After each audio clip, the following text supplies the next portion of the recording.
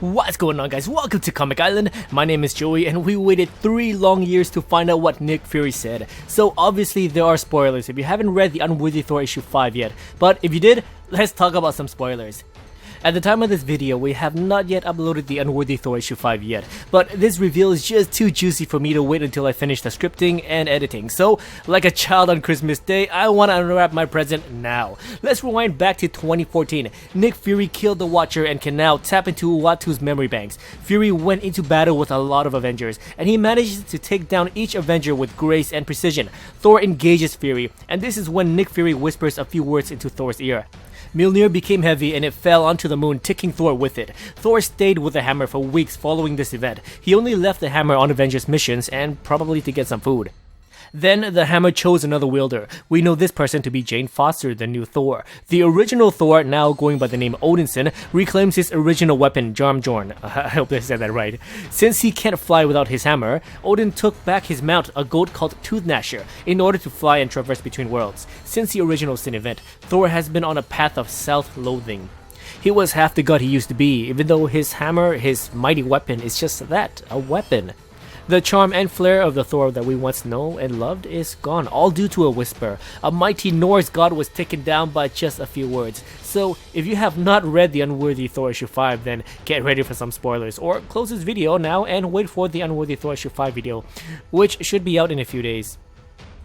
But if you don't care for spoilers and you have already read the Unworthy Thor issue 5, then here's a reveal.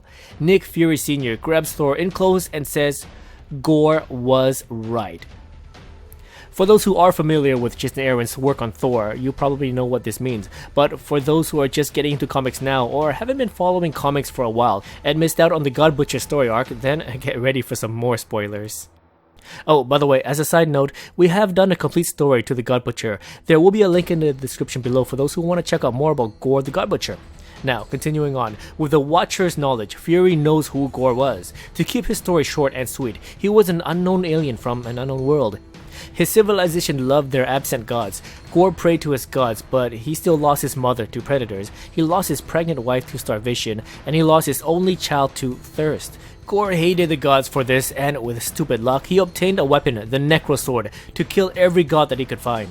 Gore soon came across a lightning god, Thor. They battled in the past, present, and future. Through all of this, Thor truly knows what drives the God Butcher. Gore sees the gods as vain and vengeful creatures not deserving of mortal worship. Now, Thor had to become a worthy god to be able to lift Mjolnir in the first place. If Thor now truly believes that no god is worthy of being worshipped by mortals, then that would mean that he is not truly worthy. That being said, if Thor believes that he is unworthy, then the hammer must break the bond between it and the thunder god. We know that Mjolnir contains a cosmic thunderstorm the size of a galaxy, a sentient storm that defied the commands of the Allfather.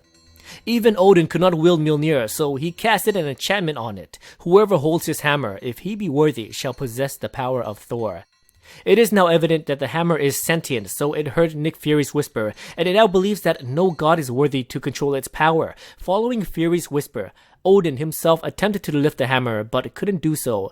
We thought Lady Freya was going to be the new Thor, but she is a god, so she is vetoed out. But Jane Foster, a terminally ill human on her deathbed, lifted the hammer and became worthy.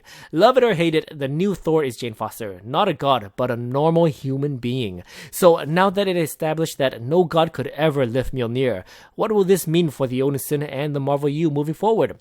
Well, Secret Wars 2015 really did a number on the Marvel Universe. It was a great event, but it reset the entire multiverse.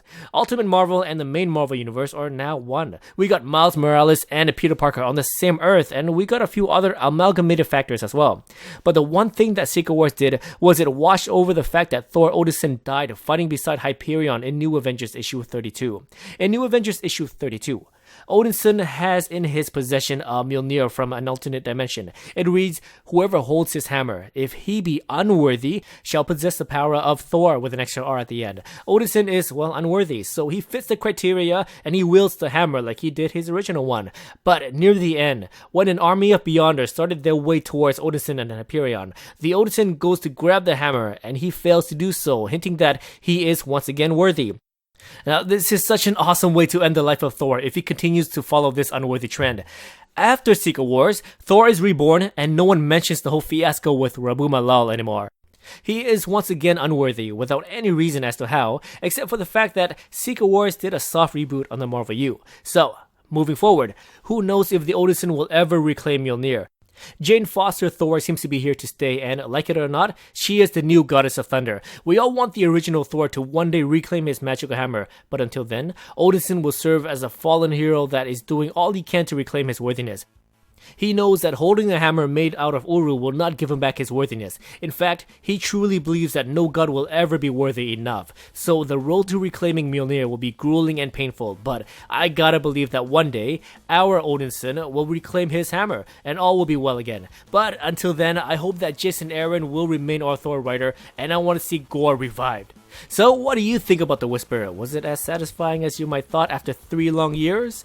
Please let me know in the comments below. Thank you so much for watching, and if you like what we do and want to support us, I recommend checking out our Patreon page. Same thing, the link will be in the description below. Thanks again, and if you enjoyed this video, please like, subscribe, and I'll see you guys next time in the Unworthy Thor issue 5.